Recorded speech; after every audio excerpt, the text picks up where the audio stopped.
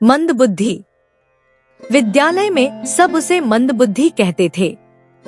उसके गुरुजन भी उससे नाराज रहते थे क्योंकि वह पढ़ने में बहुत कमजोर था और उसकी बुद्धि का स्तर औसत से भी कम था।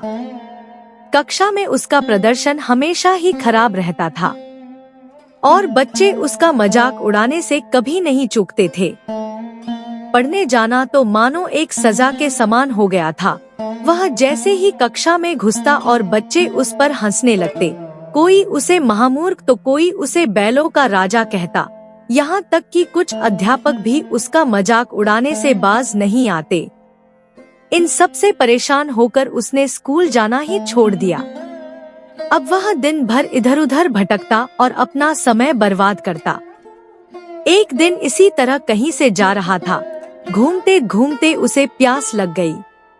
वह इधर उधर पानी खोजने लगा। अंत में उसे एक कुआं दिखाई दिया। वह वहां गया और कुएं से पानी खींचकर अपनी प्यास बुझाई। अब वह काफी थक चुका था, इसलिए पानी पीने के बाद वहीं बैठ गया।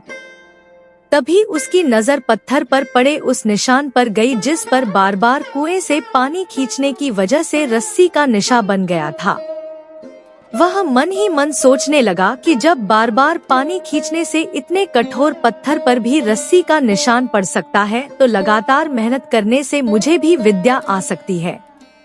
उसने यह बात मन में बैठा ली और फिर से विद्यालय जाना शुरू कर दिया। कुछ दिन तक लोग उसी तरह उसका मजाक उड़ाते रहे, पर धीरे धीरे उसकी लगन देखकर अध्यापकों ने भी उसे सहयोग करना शुरू कर दिया। उसने मन लगाकर अथक परिश्रम किया। कुछ सालों बाद यही विद्यार्थी प्रकांड विद्वान वरदराज के रूप में विख्यात हुआ, जिसने संस्कृत में मुग्धबोध और लघु सिद्धांत कौमुदी जैसे ग्रंथों की रचना की। आशय यह है कि हम अपनी किसी भी कमजोरी पर जीत हासिल कर सकते हैं। बस जरूरत है कठिन परिश्रम और धैर्य के साथ अपने लक्ष्य के प्रति स्वयं को समर्पित करने की।